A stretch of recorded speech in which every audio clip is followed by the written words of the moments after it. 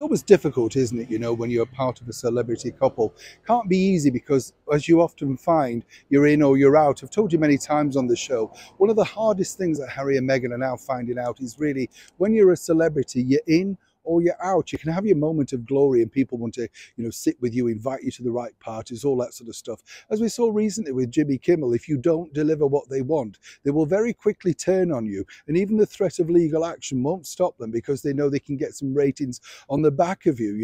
And what's also fascinating is over the last few days, a lot of people have been basically saying, oh, Harry and Meghan are keeping a low-key affair after, of course, the massive PR of his book Spare.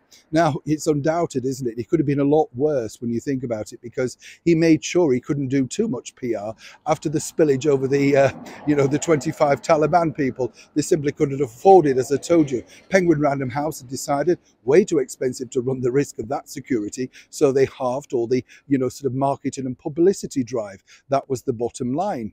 But now you see it's the afterthought of this. And as we told you the other day, the bigger problem now with Harry and Meghan and the Oprah Winfrey debacle is simply this. When you have a big event like that, the public look and say, well, if they're such good friends, where are they? And as I also pointed out, when you think about it, they were very happy at the beginning of that said friendship to be promoting each other's brands, according to Oprah Winfrey herself.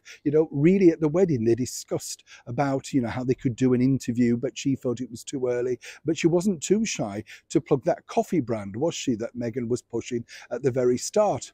Now, according to a very good source, so things have taken a turn for the worse, because according to that source, yes, it's interesting to note that both these two, the ex-royal duo, seemingly would like Oprah Winfrey, or at least her team, to point out that they were in fact invited to this particular celebration, but they kept a low key. They didn't wish to invade her privacy and, more importantly, make it all about them. That necessarily might be not a bad idea if it were true, because obviously then someone decided to leak these particular pictures of Harry and Meghan at the recent marriage renewal vows of the chat show host, disgraced I might point out, Ellen DeGeneres, and her partner.